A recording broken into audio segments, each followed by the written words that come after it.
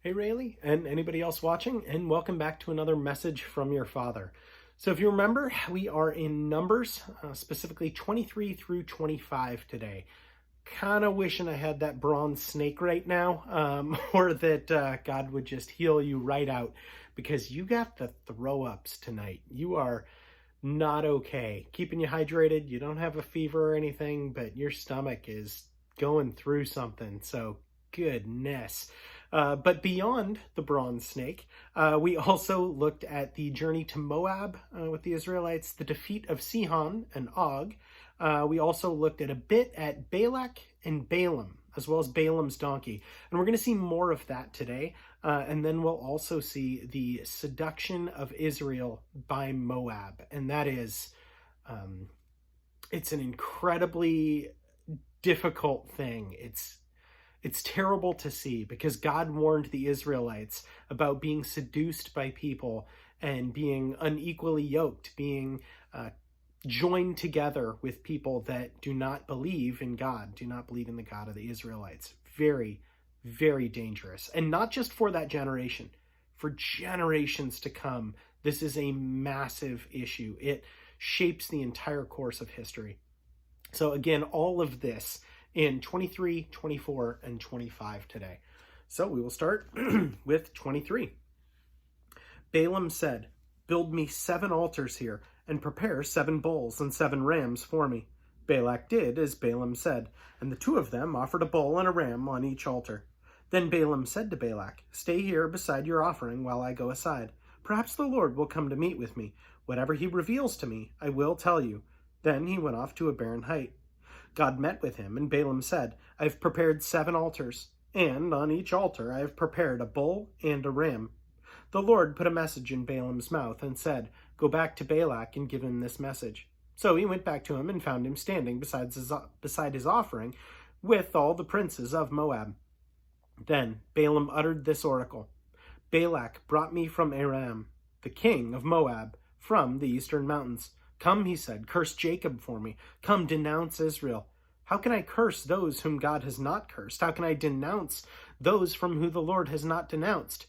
From the rocky peaks I see them. From the heights I see them. I see a people who live apart and who do not consider themselves one of the nations. Who can count the dust of Jacob or number the 4th part of Israel? Let me die the death of the righteous, and may my end be like theirs. Balak said to Balaam, "What have you done to me? I brought you to curse my enemies, but you have done nothing but bless them." He answered, "Must I not speak what the Lord puts in my mouth?" Then Balak said to him, "Come with me to another place where you can see them, and you will only see a part, but not all of them. And from there, curse them for me." So he took him to the field of Zophim on the top of Pisgah, and there he built 7 altars and offered a bull and a ram on each altar. Balaam said to Balak, "Stay here beside your offering while I meet with him over there." The Lord met with Balaam and put a message in his mouth and said, "Go back to Balak and give him this message." So he went back to him, found him standing beside his offering with the princes of Moab. Balak asked him, "What did the Lord say?"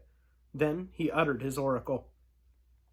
"Arise, Balak, and listen. Hear me, son of Zippor. God is not a man that he should lie, nor a son of man that he should change his mind. Does he speak and then not act? Does he promise and not fulfill? I have received a command to bless, he has blessed, and I cannot change it. No misfortune is seen in Jacob, no misery observed in Israel. The Lord their God is with them. The shout of the king is among them. God brought them out of Egypt. They have a strength of a wild ox. There is no sorcery against Jacob, no divination against Israel.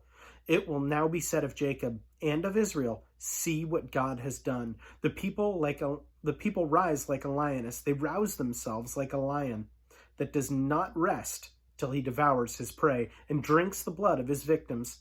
Then Balak said to Balaam, "Neither curse them at all, nor bless them at all." Balaam answered, "Did I not tell you that I must do whatever the Lord says?" Then Balak said to Balaam, "Come, let me take you to another place. Perhaps it will please God to let you curse them for me from there." And Balak took Balaam to the top of Peor, overlooking the wasteland. Balaam said, "Build me 7 altars and prepare 7 bulls and 7 rams for me." Balak did as Balaam had said, and offered a bull and a ram on each altar. Chapter 24. Now, when Balaam saw that it pleased the Lord to bless Israel, he did not resort to sorcery as at other times, but turned his face towards the desert. When Balaam looked out and saw Israel encamped tribe by tribe, the Spirit of God came upon him, and he uttered his oracle. The oracle of Balaam, son of Beor, the oracle of the one whose eye sees clearly, the oracle of the one who hears the words of God, who sees a vision from the Almighty, who falls prostrate and whose eyes are opened. How beautiful are your tents, O Jacob, your dwelling places, O Israel. Like valleys they spread out, like gardens beside a river, like aloes planted by the Lord, like cedars beside the waters. Water will flow from their buckets. Their seed will have abundant water. Their king will be greater than Agag. Their kingdom will be exalted. God brought them out of Egypt. They have the strength of a wild ox. They devour nations and break their bones in pieces. With their arrows they pierce them. Like a lion they crouch and lie down, like a lioness who dares to rouse them. May those who bless you be blessed, and those who curse you be cursed. Then Balak's anger burned against Balaam. He struck his hands together and said to him, I have summoned you to curse my enemies, but you have blessed them these 3 times. Now leave at once and go home.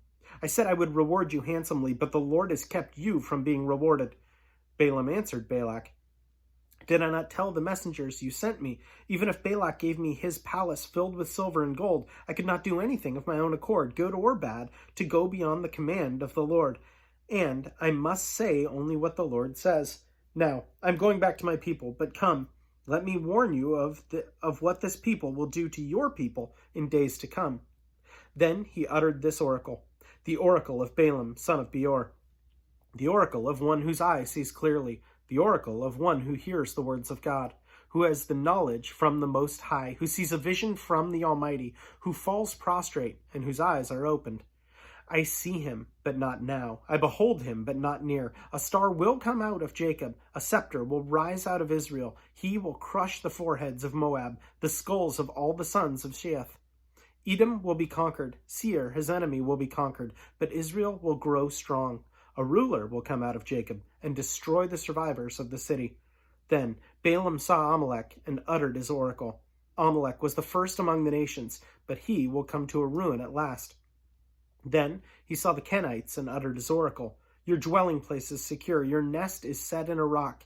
Yet you Kenites will be destroyed when Asher takes you captive. Then he uttered his oracle. Ah, who can live when God does this? Ships will come from the shores of Kittim. They will subdue Asher and Eber, but they too will come to ruin. Then Balaam got up and returned home, and Balak went his own way. Chapter 25. While Israel was staying in Shittim, the men began to indulge in sexual immorality with Moabite women, who invited them to the sacrifices to their gods. The people ate and bowed down before these gods. So Israel joined in worshipping the Baal of Peor, and the Lord's anger burned against them. The Lord said to Moses, Take all the leaders of these people, kill them and expose them in broad daylight before the Lord, so that the Lord's fierce anger may turn away from Israel. So Moses said to Israel's judges, Each of you must put to death those of your men who have joined in worshipping the Baal of Peor. Then an Israelite man brought to his family a Midianite woman right before the eyes of Moses and the whole assembly of Israel while they were weeping at the entrance to the tent of meeting. When Phinehas, son of Eleazar, the son of Aaron, the priest, saw this, he left the assembly, took a spear in his hand, and followed the Israelite into the tent. He drove the spear through both of them, through the Israelite and into the woman's body. Then the plague against the Israelites was stopped, but those who died in the plague was numbered 24,000. The Lord said to Moses, Phinehas, son of Eleazar, the son of Aaron, the priest, has turned my anger away from the Israelites, for he was as zealous as I am for my honor among them, so that in my zeal I did not put an end to them. Therefore, tell him I am making my covenant of peace with him. He and his descendants will have a covenant of lasting priesthood, because he was zealous for the honor of his God and made atonement for the Israelites. The name of the Israelite who was killed with the Midianite woman was Zimri, son of Salau, the leader of the Simeonite family. And the name of the Midianite woman who was put to death was Cosbi, the daughter of Zur, a tribal chief and Midianite of the Midianite family. The Lord said to Moses, "Treat the Midianites as enemies and kill them, because they treated you as enemies when they deceived you in the affair of Peor and their sister Cosbi, the daughter of a Midianite leader, the woman who was killed when the plague came as a result of Peor." So, looking at this story, I always struggle with, well, is Balaam a good guy or a bad guy? And I know it seems weird to just kind of try and put him in a bucket, but he just seems kind of middle of the road. Like, he does these amazing things and God speaks through him, but he's also a diviner and a sorcerer at the beginning, and then God uses him to bless Israel. But then later on in 2 Peter and in Revelation, and I think there's one or two other places, we see that he's actually gone back to, it seems that he's gone back to his ways of divination, and people look on him not as fondly with the Israelites, but as disparagingly. Like, he has done these great things for God, and God has spoken through him, and yet he still falls away. And I think it's for the love of money. I think one of the passages says that. But it's interesting, though, because that means that God can use good or bad people for his ends and for his means. But it's still on us to run that race. So I guess that's my prayer for you tonight, really, is that you would run that race and persist and be used by God and seek to be used by God to bring him glory consistently throughout your life. That's something that you would strive for, because that shows that renewal of mind and renewal of heart. Again, we're not saved by works, but a faith without works, is that really a belief? Do you really believe something if you're not acting on it? So yeah, again, we don't recognize our salvation through our works. Absolutely not. Through Christ alone. However, those works are recognition that God is working through us and is regenerating us as we live on, and will ultimately raise us. Anyway, know that I love you and I am praying for you, and that's my prayer for you tonight. For anyone else watching, know that I appreciate you so much as well. And we will plan on seeing you tomorrow night. Have a good one, Rayleigh, and I'm hoping you're feeling better. We'll see if you sleep through the night. Here's hoping. Love you.